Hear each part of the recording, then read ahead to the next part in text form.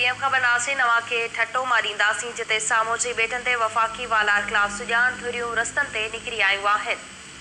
ठटे मावा ते ख़बर पहुचाऊं पिया जिते सिंध जे बेटनि ते वफ़ाक़ जे वालार ख़िलाफ़ धुरियूं रस्तनि ते निकिरी आयूं आहिनि।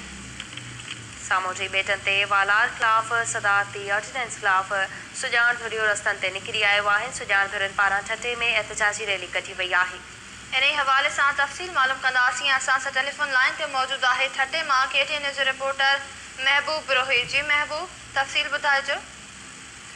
जी, सामूंडी बेटनि ते वालार ऐं सदारती ऑर्डिनेंस ख़िलाफ़ ठटे में मुख़्तलिफ़ सुजान धुरियूं जेके आहिनि तौर ते रोडनि ते निकिरी आयूं आहिनि।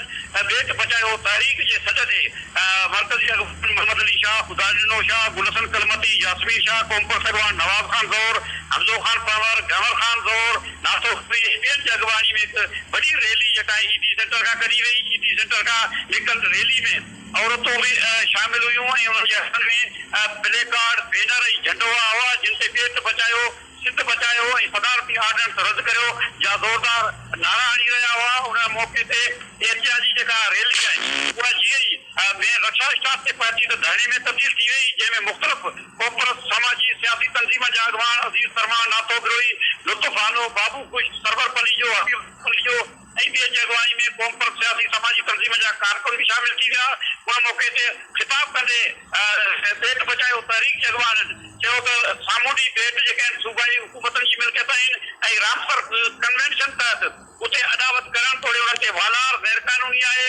छठे बलोचिस्तान जी 350 खां मथे सामूंडी बेटनि ते वफ़ाक़ पारां थींदड़ जेका वालार सां लखे माहिगीर जिते मुतासिर थींदा उते माहौलियाती जेके ख़तरनाक सूरताल पैदा थियण जो अंदेशो आहे। तंहिं करे उन्हनि इहो ऐलान कयो आहे त ॿिए मरहले में पेट बचायो तहरीक पारां सिंध जे मुख़्तलिफ़ ज़िलनि में अॼु खां एहतिजाज जो सिलसिलो ठटे खां शुरू कयो वियो आहे। मुख़्तलिफ़ ज़िलनि में एहतिजाजी रैलियूं कढी धरना आया वेंदा, जंहिंखां पोइ टे मरहले में जेको आहे कराची में गवर्नर हाउस ताईं हिकु वॾो एहतिजाजी मार्च करे धरनो हयो वेंदो ऐं एहतिजाजी तहरीक ओॾो ताईं जारी रखियो वेंदो जेसि ताईं कि वफ़ाक़ जे पारां जेका बेटनि ते थींदड़ वालार या बेटनि जे हवाले सां सदारती ऑर्डिनेंस वारो फ़ैसिलो उहो वापसि नथो वरितो वञे। जी महबूब रोहित, तफ़सील ॿुधाइण लाइ अव्हां जी वरी महिरबानी।